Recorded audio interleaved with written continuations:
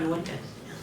So my first question is about reconciliation, is about how to overcome the bitterness, the hatred that has been lingering for so long, in order to believe and make it through the peace, especially not only between the victims and the perpetrators, but among the rest of the society, especially with those sectors that didn't want peace or do not agree with peace. How do you overcome that? How did Irish people overcome that and learn to live together? Well, I think it's first of all important to realize is that peace is a continual process. It can at any stage break out of peaceful flow into something that is a resile, as it were, or a return to the conflict that was there before. The Irish peace process now is 20 years old, and it requires continual attention. I think your question about reconciliation interests me. I was required to give a number of papers during 2016 celebrating 100 years of Irish independence, and I visited Northern Ireland, and on my website you'll find a paper on remembering, forgetting, forgiving and healing. And that is one I gave in Corrymeela, where there were many people from the Unionist tradition present. But I try to address this issue of what is involved in relation to memory. And the first thing that is important is that it is of no value to suggest to people that they forget. If you say to someone who has lost a husband or a son or a daughter, or someone who is in a wheelchair as a result of an atrocity, in my view it is amoral, certainly, and possibly immoral to suggest to them that they should forget. So how then do you deal with this? And there are many. By training I'm a political scientist, sociologist, and I've looked at this literature for a long time, from people like Hannah Arendt and Paul Ricoeur and others. And I think that what I found myself writing in the papers about the conflict in Northern Ireland was that you must ensure that an event of the past doesn't damage you to the point at which you cannot function in the present, and very, very much in relation to the future, that it doesn't deprive you of possibilities. So that's the task. And then the next thing is that how then do you talk about what has taken place? And I think there I have actually been advocating that people put themselves in los zapatos del otro, in the shoes of the other. And by putting yourself in the shoes of the other, you reach a position where you can have several narratives standing side by side. Now what this means, in the case of Ireland, the First World War of 1914 to 1918 coincides with the declaration with the Act of Independence of Ireland. But people from the poorer areas of Dublin say, some of them are in the army fighting for the British Empire. Others are going to, in fact, be people who will be called by the British to oppose the Irish Act of Independence. So you're looking back to this period of time between 1900 and 1920, and you're saying to people what you must allow are all of these different memories to stand side by side. It's a long answer to your question, but it is in fact part of the answer, because you must respect the narratives of the other. Then that enables you to have a discourse in relation to the future. And my own view is one of the reasons I'm here, and one of the reasons Eamon Gilmore comes to Colombia and so forth, we were powerfully assisted in our process by people from abroad, particularly people like Senator George Mitchell, people from the United States, people who came from Scandinavia to actually give us technical advice in relation to disarmament, and certainly South Africa, where we would have, and we had very, very, very, very good help. So that is, if you like, where we are. But at any time, we're in the middle of elections now at the present time in Northern Ireland. And one of the things, if people run out of an agenda in the present, they may very easily seek to resume an old form of argument that speaks about these ancient antagonisms. I've looked at the Colombian peace process very closely, and what I think is very interesting, we learn a very great deal from it. Learned about, for example, the importance of standing back and creating a space of time so that you could return to the issues. As well as that, I think it was unique in relation to having 70 of the victims present. I think in relation to the Gender Commission, in relation to the position of women. And I think that internationally people have much to learn from the process in a manner. I also think I've been looking at the implementation process, and I really feel for people in the remote areas, indigenous people. When I came to Colombia 7 years ago, I went to Buenaventura. There I met some mothers, I met people in the Afro-Colombian community who were suffering very much from the violence, from the violence.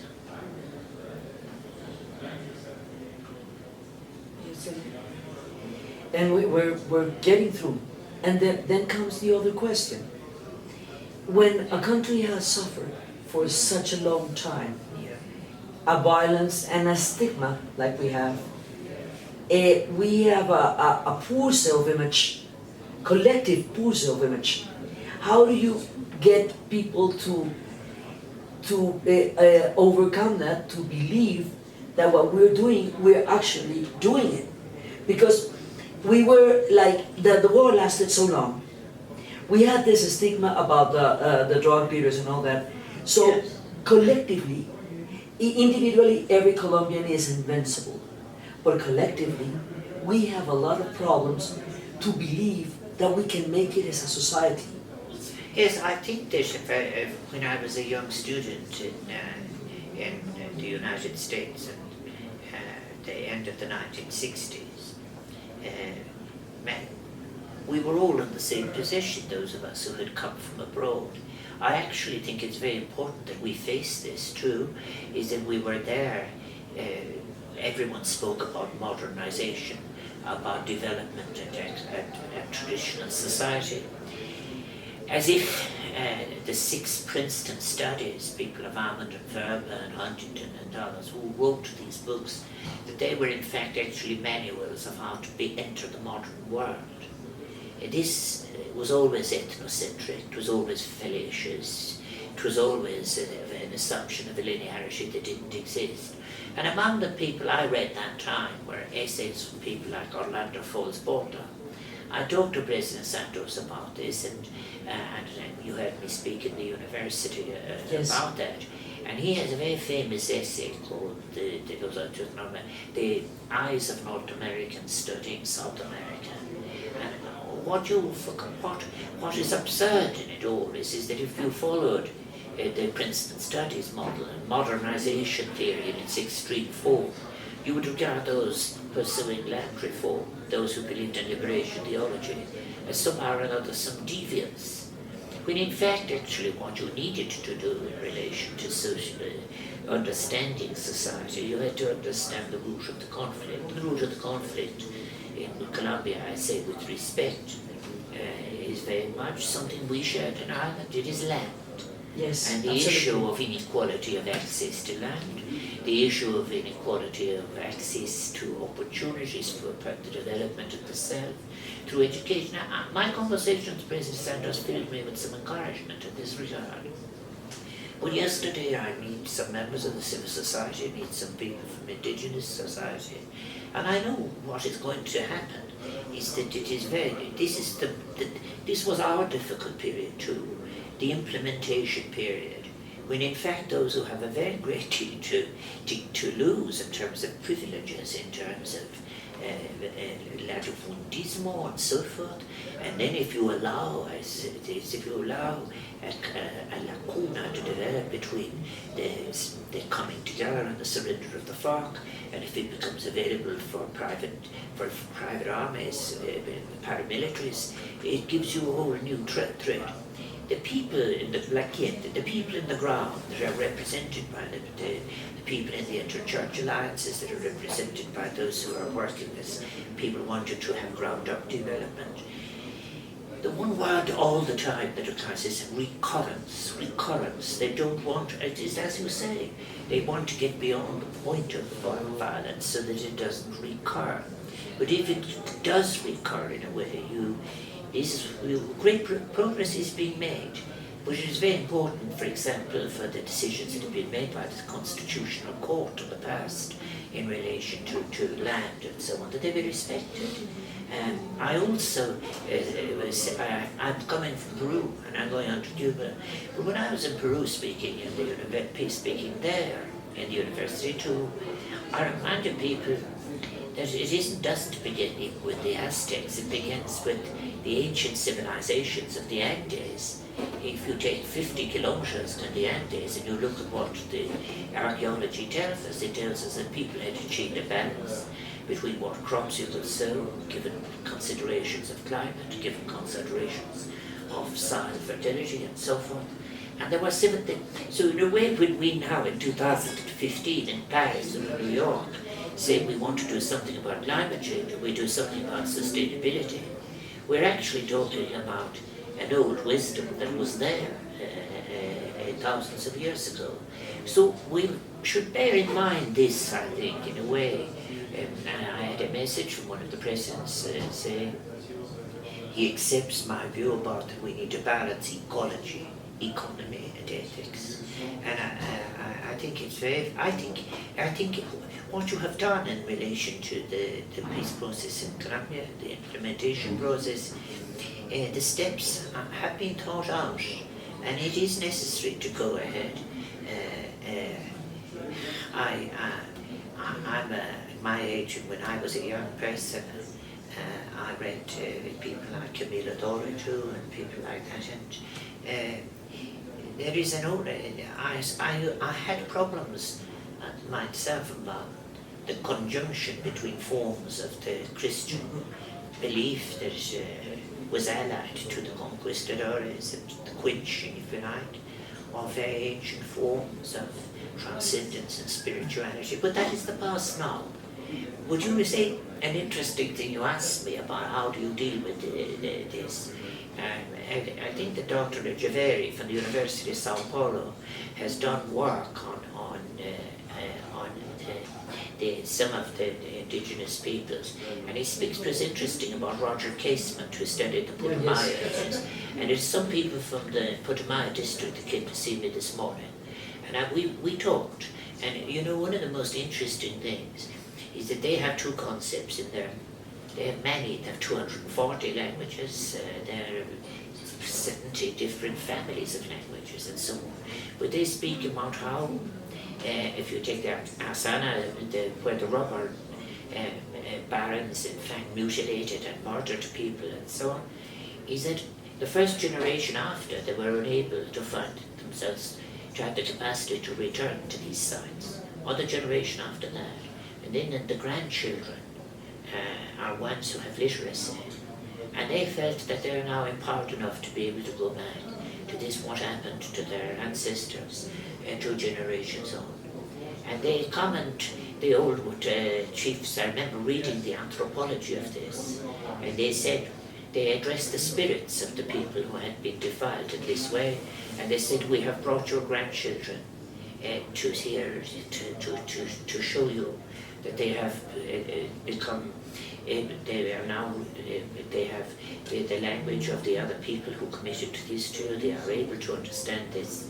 And they refer to the concept about the basket of darkness and the basket of life, and so on. And this is a huge capacity and a great enriching period in people's life, when you are able to recognize that which has caused the conflict and sourced it. And now you are at a point which you say, I knowing this, I'm choosing not to be amnesic about it, but neither am I allowing it to disempower me from the opportunities of life. I'm very interested in this, but I have, at any event, I was 26 when I came to Central South America for the first time, it was a long 50 years ago, so it was. I like there's so much, there's so rich, and Colombia has such wonderful opportunities. But there is no doubt I would be dishonest if I said that one could achieve all of the fruits of peace and leave the unequal structures in place. No, I think you cannot have such a situation. So therefore, what do you do about it? I think that I would think privileging expenditure on education, and not just education in terms of literacy, but what our world wants at the present time. We're at a very difficult point. We need a kind of economic and fiscal literacy so that people will be able to discuss options about their future and do so in a way that will allow for the engagement and participation of citizens. And how then do you deal with those who have said they voted no, voted yes, we were in the situation in Ireland? I think there's what I call it now a necessary grace of discourse. Rather like being able to put yourself into the shoes of the other in terms of narratives. If you are to have a discussion about the future, you cannot do so by exchanging insults. There are some cultures where this happens as a preliminary to conversation, I'm aware of that, but no, I think that what you need is to be able to respect the process by which people came to hold what is the hostile or negative opinion. Thank you. Thank you, because that's a long, long process. And it's we had something like that after the referendum, because like a civil society emerged, Yes. and we started to listen to us Yes. in a way we never did before. So in spite of how shocking it was, it gave us a chance to see and hear us like we never did before. But I think this is so important. The other thing which we rarely speak of now is the importance of beauty. If you have, in fact, actually the 48 million people, for example, and they are in the environment they are in, it's such a great but a fantastic invitation to be able to say, and this is something we are going to be able to share together. I think that, those of us who look at from a great distance at the position of Colombia, Pope Francis, for example, and I would have the same approach in relation to what he calls have we become so anesthetized in our minds that we are not able to critique the models by which we live. We cannot go on as we are now. The planet itself has been put into danger. As well as that, models of development have been imposed on people without consideration of what I would say is intuitive wisdom. I'll give you practical examples as a sociologist. All that time ago when I came to the United States, empiricism and structural functionalism was the hegemonic theory. But you then had, if you like, as a method, empiricism, but also quantification. Now, both empiricism is very important, that is dealing with fact, but there are, in Africa, Asia, Latin America, there are whole inheritance and legacies of intuitive wisdom that are very, very important.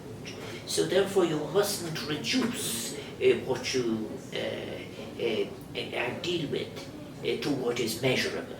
It's an old fallacy. Yes. So what you have to do is that you have to be able to be empirical, but allow for the entrance of intuition. This arises as well, I think, in relation to places where you have you're in the literary tradition of Gabriel Garcia Marquez or Borges or anything, and why is he interested in Joyce and so forth. I think it is because you have to be able to listen to what your heart tells you, what I call the music of la música del corazón. You must listen. You must allow for that. It's you. Why should you narrow yourself, your options? So I also think if I visit South America, Central America, I've been in Salvador, Nicaragua, Honduras in terrible times. it isn't acceptable that we allow for a great sadness to be the only inheritance that people have. You need a kind of an empowering capacity, or a capacity for public. But I think you had 3 questions that you wanted to ask. Okay, the last one is how would the Brexit affect the could the Brexit affect the Good Friday Agreement? The Good Friday Agreement is an international treaty, 20 years old. The 2 guarantors dealing with Brexit. In relation to Brexit, the Good Friday Agreement is 20 years old. It took a great deal of time to establish it. I'll add one more thing into your previous question. It was important, something that I think you used here, is that you need to put a secretariat in place. And actually, if you look at the response to the decision on the plebiscito here, and the fact that one quickly went back to the table and accepted amendments, in the Irish case we wouldn't have a Good Friday Agreement if we didn't put a secretariat in place that could be able to keep producing text when the parties could no longer find it able to be in the same room. If you look at, for example, another example, the Israeli-Palestinian conflict, it doesn't have a permanent secretariat. So therefore you're dependent on a United States proposal and the reaction to it. So that is what, so therefore where we are now is that the decision has been taken by the United Kingdom. I'm not sure they are entitled to take what decisions they wish, but we are going to protect the Good Friday Agreement. I don't think you will see a border coming back. It's going to be difficult for us. The other effect that Brexit has on us is that Britain is a very significant trading partner, $1 billion trade every week. Then again, in relation to that, there are many Irish people in Britain and many British people in Ireland. In fact, the same level of investment. There is much Irish investment in Britain, creating as many jobs as there is British investment in Ireland, creating jobs. But no, we are not following the British out of the European Union. We've gained from the European Union. There are very significant advantages in having a region that agrees on certain values. We've agreed in relation to equality, in relation to women's rights, in relation to environment and so on. We will continue. But we have to handle the issue of Brexit. If you said to me as well, just think of it like this, the people who are the hardest in favour of Brexit for a hard Brexit, they assume that they will be able to put together another trading area that might involve the United States made in the image of President Trump, and the United Kingdom, Canada, and I doubt if Canada will cooperate with that, but, and so on. This is to us, why would we reverse ourselves back to a single, narrow market, monolingual and so on, when we have, may I tell you that in the European Union, there are students exchanging who got married to each other. There are 1 million babies born under the Erasmus scheme. Yes. So if you're doing this, and if you're moving, and if you're exchanging culture, exchanging science, exchanging procedures, why would you resign to some form of pre-colonized existence? So I don't think it's going to happen.